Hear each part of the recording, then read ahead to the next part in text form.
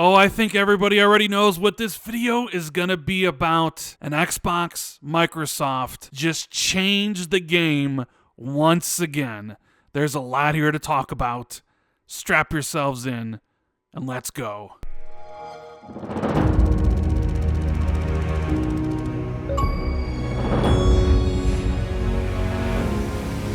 I honestly don't even know where to begin with this. I was sleeping soundly, and all of a sudden I get a phone call. My phone starts going crazy with notifications, and I'm like, what's going on? It's 7:30 in the morning. What could be so damn important? And I look over, I see Lord Cognito has called me from Iron Lord's podcast with the text that says, Xbox just bought Activision, wake the F up. And I'm like, certainly Xbox did not just buy Activision Blizzard. You mean the company that owns the biggest annual video game franchise right now in Call of Duty? Microsoft just purchased them. And sure enough, I went on Twitter, I saw the responses, and just like with Bethesda, Microsoft shocks the video game industry once again, but this time in a much bigger capacity. I think Microsoft is literally going to change gaming as we know it. Some people are going to look at this deal and celebrate.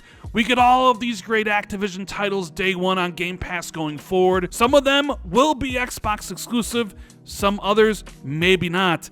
But of course you have the specter of industry consolidation and everything that goes along with it. A lot of people are also talking smack about this deal because of that. And because of Bobby Kotick and all of the problems that have been going on at Activision Blizzard in recent months. There's a lot here to unpack and what everything means.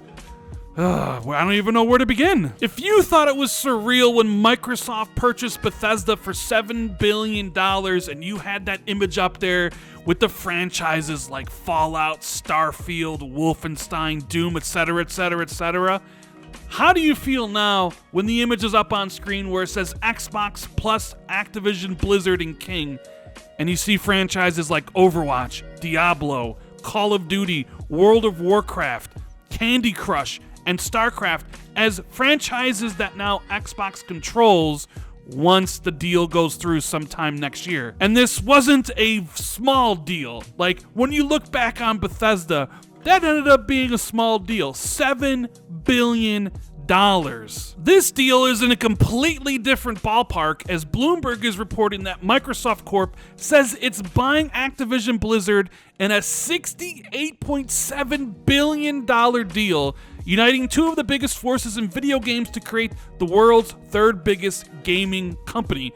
It's essentially, 10 Bethesdas? And I think I read on Twitter that basically it's an all-cash deal. $68 billion in cash to purchase Activision Blizzard. My mind just doesn't know how to comprehend all of this right now. The first thing I want to mention is how this deal confirms, reconfirms a million times over Satya Nadella and Microsoft's commitment to gaming and Xbox.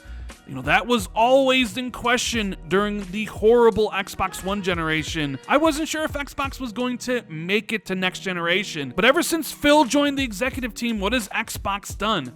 Well, they reconfirmed their commitment to content, cloud, and community, and content we know is so incredibly important. They went out and bought a whole bunch of studios in 2018, they purchased Bethesda in 2020, and now they've completed the biggest deal in video game history and the biggest deal in Microsoft history. That's right, think about it. This is Microsoft's biggest deal ever, and it's all for gaming. So let's go over the finer details, shall we? Over on Xbox Wire, Phil Spencer wrote this article. Starts it off by saying, welcoming the incredible teams and legendary franchises of Activision Blizzard to Microsoft Gaming by Phil Spencer, CEO, Microsoft Gaming. I believe that is a new position for him. I think he got another promotion, and well, he's doing an incredible job with Xbox. He deserves to be the CEO of gaming over at Microsoft. Creators of Call of Duty, Warcraft, Candy Crush, Tony Hawk, Diablo, Overwatch, Spyro, Hearthstone, Guitar Hero, Crash Bandicoot, StarCraft, and more join Team Xbox. And Phil had this to say: "As a team, we're on a mission to extend the joy and community of gaming to everyone on the planet. We all know that gaming is the most vibrant and dynamic form of entertainment worldwide, and we've experienced the power of social connection and friendship that gaming makes possible. As we pursue that mission, it is incredibly exciting to announce that Microsoft has agreed to acquire Activision Blizzard. Over many decades, the studios and teams that make up Activision Blizzard have earned vast wellsprings of joy and respect from billions of people all over the world. We are incredibly excited to have the chance to work with the amazing, talented, dedicated people across Activision Publishing, Blizzard Entertainment, Beenox, Demonware, Digital Legends, High Moon Studios, Infinity Ward, King, Major League Gaming, Radical Entertainment, Raven Software, Sledgehammer Games, Toys for Bob, Treyarch, and every team across Activision Blizzard. Until this transaction closes, Activision Blizzard and Microsoft Gaming will continue to operate independently. Once the deal is complete, the Activision Blizzard business will report to me as CEO, Microsoft Gaming. Upon close, we will offer as many Activision Blizzard games as we can within Xbox Game Pass and PC Game Pass, both new titles and games from Activision Blizzard's incredible catalog. We also announced today that Xbox Game Pass now has more than 25 million subscribers. As always, we look forward to continuing to add more value and more great games to Game Pass. It just truly boggles my mind when I think back to 2017, when Microsoft only had 5 internal studios making games.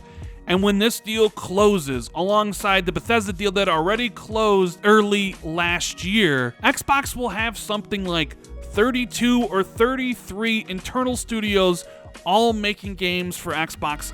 All those games on Game Pass on day one. And of course, one thing I hate about all this is the speculation that will arise around exclusivity. We dealt with it for 6 months with Bethesda. Will those games be exclusive? Will those games be exclusive? Will they continue to come to PlayStation?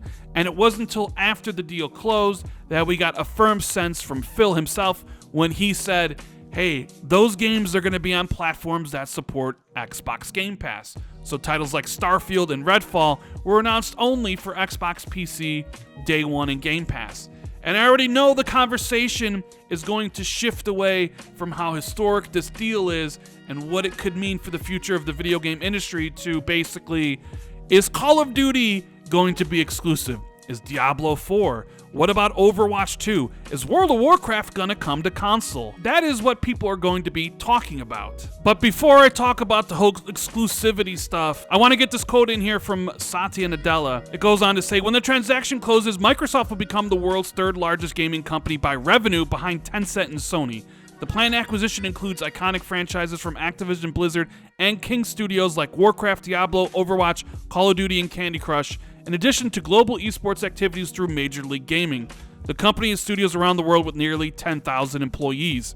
Quote, gaming is the most dynamic and exciting category in entertainment across all platforms today, and will play a key role in the development of metaverse platforms, said Satya Nadella, chairman and CEO of Microsoft.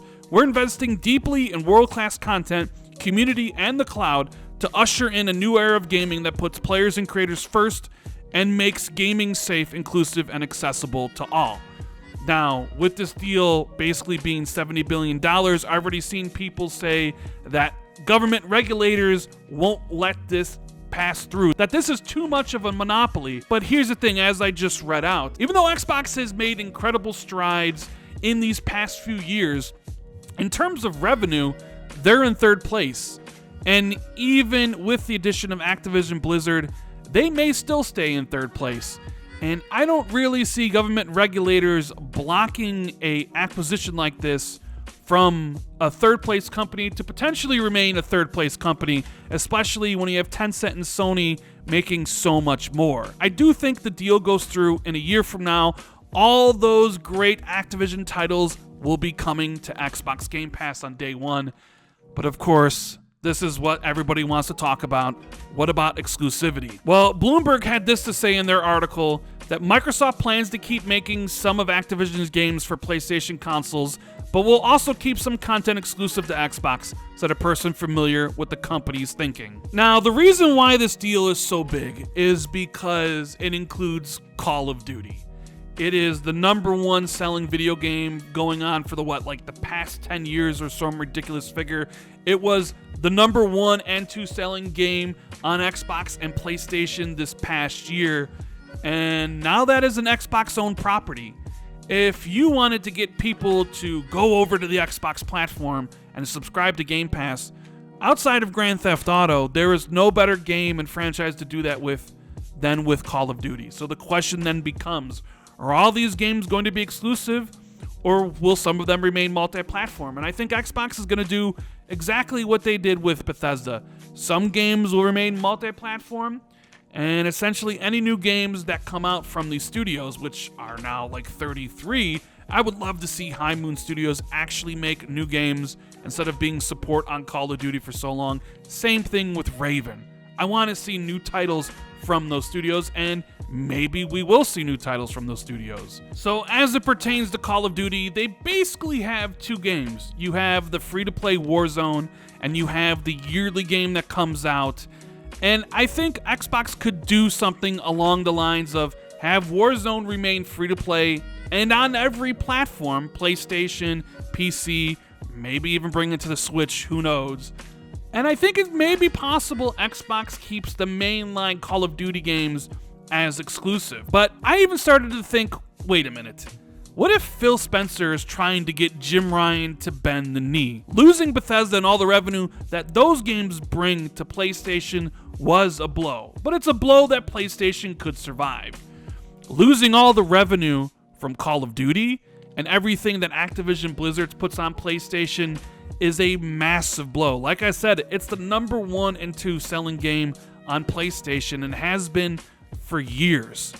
So what if Phil is using Bethesda as leverage to put Xbox Game Pass on PlayStation? We know that they want Xbox Game Pass everywhere, and this would be a good leveraging tool. And this would be a good negotiation tactic to make Jim Ryan eventually bend the knee and say, you know what, if you want these Bethesda games, if you want Call of Duty back on your platform, then you got to put Xbox Game Pass there. There's a lot more here I could talk about, and maybe I will tomorrow and during the rest of the week. And on Xbox 2, me and Jess Corden will break down everything this means. These are just my initial thoughts after being blown away by the news. But for me, this isn't about whether or not these games are exclusive.